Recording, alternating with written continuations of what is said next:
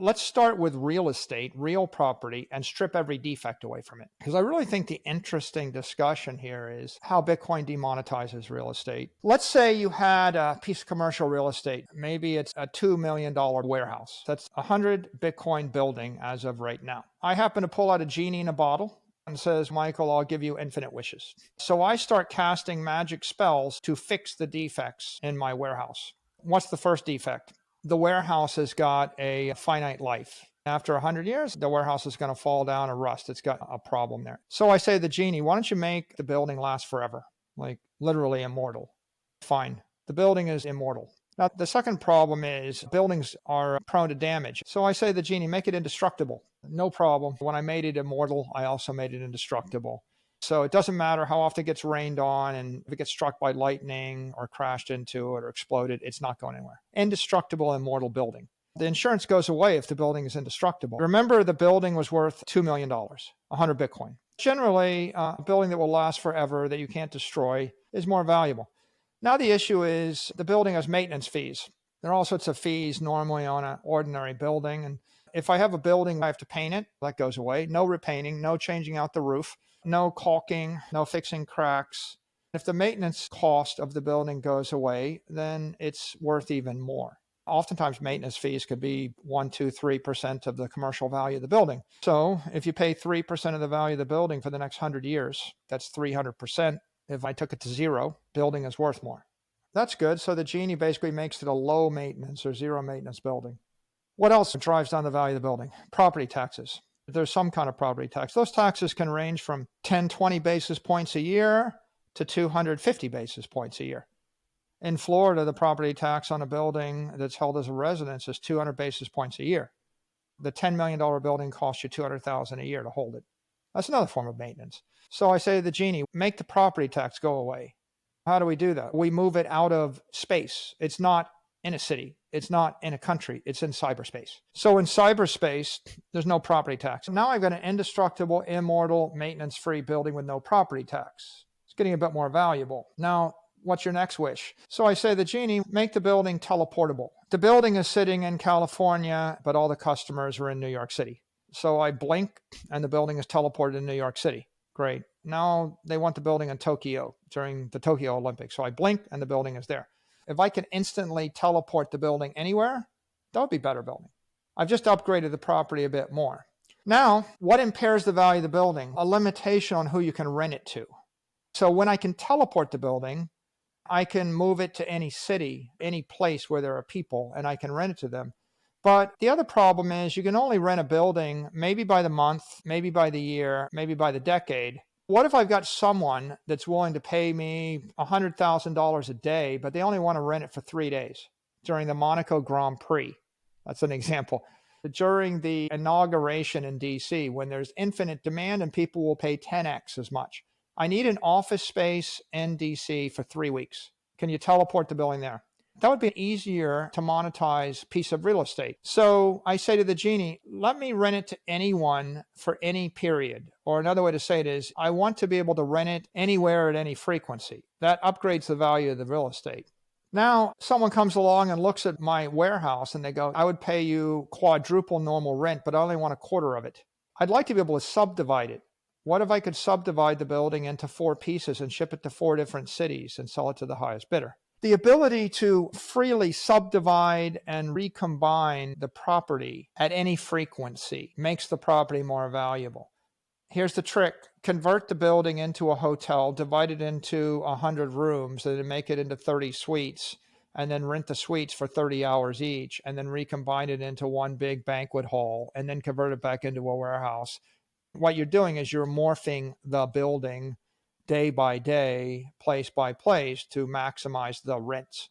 Now you look at it like that, you say, that building I started with doesn't feel that good. It was static, it couldn't move, it couldn't reconfigure. This one sounds much better, a flexible building. Then my issue is it's only a warehouse or it's only a whatever. I want to use it for anything. So the genie basically cast a spell and allowed me to convert the building into a school or a sports stadium or hotel. Or how about this one? Into a container ship. People don't want hotels. They want container ships that carry natural gas right now. It'd be a lot more valuable if my real estate could become a different form of property. If you can use it for anything, that's a big upgrade. The other thing you want with any property is you want to upgrade it over time. Like I've got 10 acres and it's a parking lot. It's worth X, but what if I could develop a 1,000-story parking garage on top of the same acreage? I could develop a 1,000-story building on it. So my property would be a lot more valuable if I had the right to develop it. Now, who controls that right? It's your neighborhood, your precinct, your city, your state controls your right. But if I had property in cyberspace, I would have no limitations on my ability to develop it. You might say to me as an engineer, what's the right of selling a 1,000-story building when the tallest building that any architect has built anywhere in the world is 150 stories? I would say this century. What about next century when we have adamantium steel or some new construction technique? Do you really believe that the tallest building in the year 2022 will remain the tallest building in all of humanity for the next 1,000 years? The ability to sell the right. Like, for example, I'm the humble parking lot operator, and I'm going to sell you the right as Mr. Developer to the 100 stories above my parking lot, and you're going to give me money today, even though you know it will take you 10 years to find a buyer for those rights. Maybe it will take you 30 years. Maybe you will die and you will pass the rights to the development of the land to your heir, and someone in your family will actually develop that property or develop that right, and they'll make a lot of money. Do those property rights have value? Ask the people that own the property rights to Michael Jackson music or the Beatles catalog or fill in the blank. Intellectual property rights have value over time. So will property rights. Now, the funny thing is, we talk about property rights. I just gave you property rights. How many people have managed to sell their property rights? Not often, because we never thought of them that way. I think the next defect is right now, real estate in the physical world is upgraded with tractors and machines and steel and electricity and material. But what if I could upgrade the property using computer chips? If I look at the efficiency of a computer chip, they've improved by a factor of 1,000,000 over the past 10 to 20 years. But if I look at the efficiency of construction cranes in New York City, they have not improved by a factor of 1,000,000 in the past 20 years. So clearly moving into the computational domain for development out of the physical domain is a way to upgrade the value of the property. And that's another really nice thing about digital property versus physical property. All of those are upgrades, but then the genie says to me, I got an idea for you. I'm going to make your property invisible to those who would do you harm. What is the definition of privacy? One definition of privacy is my property is invisible to those who would do me harm and available to my friends and family. So you think about walking down the street, seeing a wall, and you see the sign private property. It's not private to the family of the owner. It's not private to the friends of the owner. It's private to the criminals with guns outside the fence that might want to jump the fence and do you harm. The ultimate private property, though, is property that's so private that no one can do you harm, whether they're a criminal or they're a competitor. They could be a corporation that wants your property. It could be a government or state actor. If you did have a 100-story indestructible shining building in the middle of a city, don't you think that people in the city would start staring at the building and resenting the person that owns that? So making it invisible or just making it go away. I don't want to own a perfect piece of property in the middle of a city where there are malefactors that would do me harm. I want the property to be in the middle of the Milky Way nebula where no one can see it, no one can get to it, and no one will resent the fact that I have it. That is what privacy is. So the genie gives me privacy to my property and they upgrade the value of the property. What would you rather have? The skyscraper in the middle of the capital of a hostile nation state, or the equivalent skyscraper somewhere in the ether that's just as useful to you? The mythical Brigadoon, the magic city, the emerald city, over the horizon, over the rainbow. It's good for you. We have other phrases for those. Sometimes we call it heaven. Sometimes we call it paradise. That's what private property really means. We haven't gotten rid of all the deficiencies in property. I think I'd ask the genie to allow me to buy and sell the property at no fee or 5 basis points. Make it possible to transfer it at 0.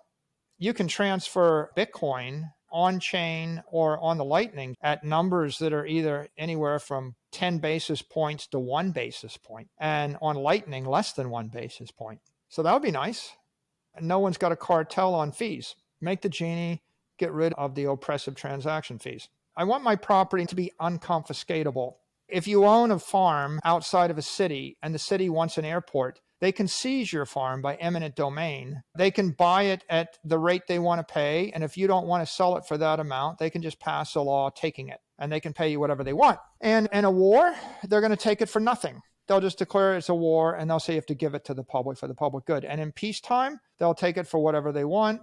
And maybe they'll take it for their road, and maybe they'll take it for their airport, maybe they'll take it for their public park, or maybe they'll just take it because they don't like you. Maybe you're the wrong religion, or the wrong color, or the wrong shape, or the wrong look, or you've said the wrong thing.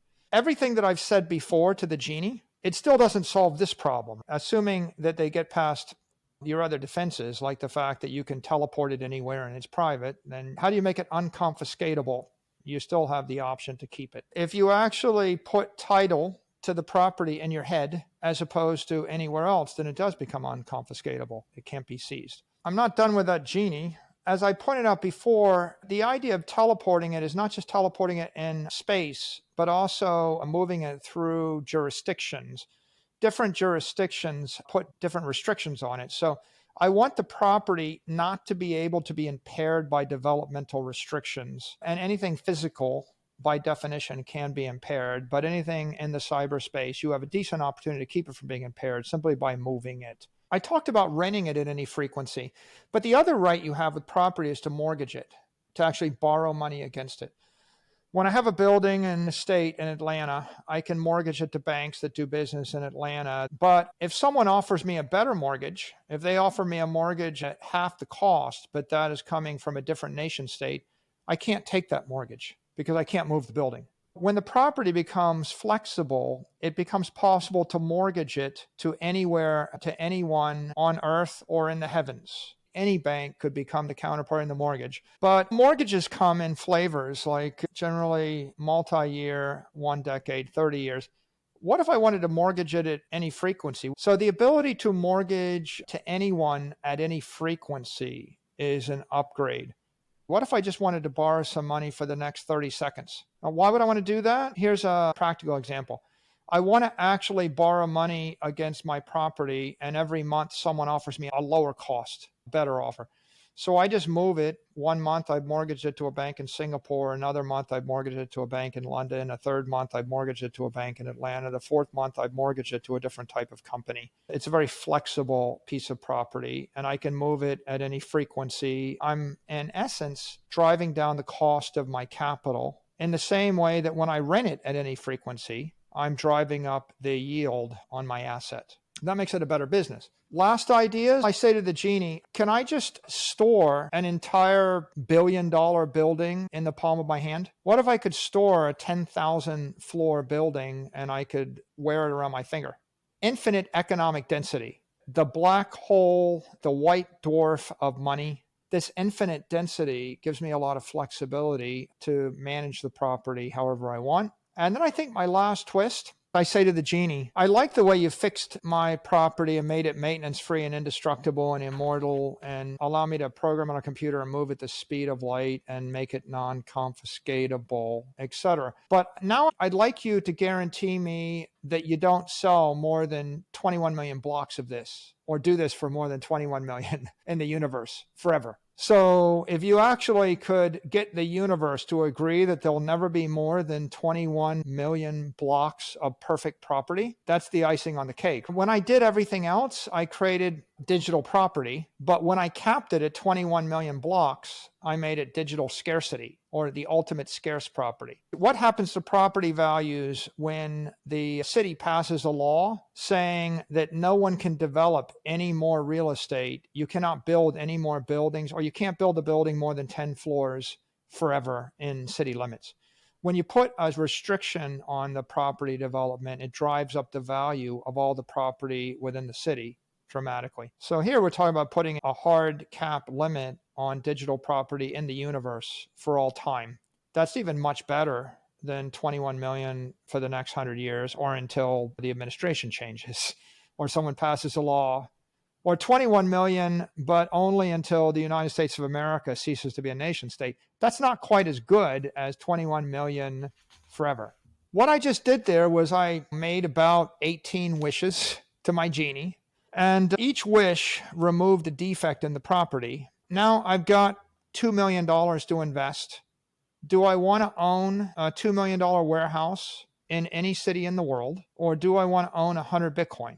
Seems pretty obvious. When you buy the $2 million warehouse, you are marrying the neighborhood zoning board, you're marrying the city, you're marrying the county, you're marrying the state, you're permanently married for life to the country. And if you think all of those will go on forever perfectly, you've still got the issue of acts of God. Now you're exposed to earthquakes, tsunamis, floods, fires, lightning strikes, hailstorms, global warming, etc. It's pretty clear that commercial real estate was a good idea for property preservation in the 20th century. But in the 21st century, it's an antiquated idea. As the governments and as the society around the property decays, the property itself decays. For example, you wouldn't really want to own the most beautiful building there is in a country where the regime collapses. You could have a luxury hotel, but if the currency collapses and the government collapses, your luxury hotel isn't going to hold its value. So as various nation states collapse, the properties collapse. A great case in point would be to go look at, say, luxury properties in Cuba and look at what happened to luxury hotels and luxury houses in Cuba with the rise of Castro. It kind of peaked in 1960, and then for the next 60 years, all those properties decayed. In another 40 or 50 years, whatever beauty or value that was there is gone because they haven't maintained them and they can't maintain them. And Bitcoin is the opposite of that. Whereas commercial real estate peaked at different points in different jurisdictions over the last 100 years, Bitcoin is now just beginning to come into its prime. Every time a new Lightning wallet is shipped, Bitcoin is upgraded. And every time a new layer 3 app is created, Bitcoin is upgraded. And every time a new miner comes online, Bitcoin is upgraded. And every time a new regulatory guideline is laid out, Bitcoin is upgraded. So Bitcoin is just continuing to improve as property. Real estate is continuing to decay as property. You can see that the only reason a casual investor wouldn't start to shift their allocation of savings from commercial real estate to Bitcoin is they don't understand Bitcoin. If you walked up to the typical real estate investor and say, quick, give me the 18 crippling defects in your real estate, they couldn't name the 18 things I just laid out to you. And I couldn't either before I knew Bitcoin. You don't understand the defects in your property until you see perfect synthetic property or digital property. Just like you don't understand the defects in your currency until you see perfect currency. If you don't understand Bitcoin, you don't know what's wrong with gold. And you don't understand what's wrong with fiat currency really until you understand what's right about Bitcoin. And I think the same is true with property holders. They don't understand what's wrong with their investment until they understand what perfection looks like. And most of them, when they hear Bitcoin, their reaction is just, it's scary, I'm afraid, I don't know much about it, it's too volatile. And their brain shuts off, and that's as far as it goes. As we educate the population on Bitcoin, I think people start to create tables of the 10 defects in real estate versus Bitcoin, and you go, wow, the only thing not to like about Bitcoin is it's new and volatile. But as Bitcoin's volatility decreases over time, loan to value will grow. I think education will cause people to gradually demonetize their real estate and move it into Bitcoin. I think if we switch subjects to the second question you had, which is how does it impact equity? The most vulnerable equity is the equity indexes. Those are things that people buy just to have a store of value without expressing an opinion on a given company. I don't want to pick which of the 500 S&P 500 companies is undervalued. I just want to park my money somewhere. I think Bitcoin there is emerging as a monetary index that you can acquire And you just don't have to express an opinion about a commercial entity. You don't have to be worried about the quality of the management team or the cash flows or regulatory concerns. And so it will tend to demonetize those indexes. If $1 billion gets pulled out of the S&P index and put into Bitcoin, then that's $1 billion of demand for stocks of the underlying 500 companies in the S&P that goes away. As the money gets pulled out of the indexes and the ETFs, then that will demonetize the equities of the underlying constituents.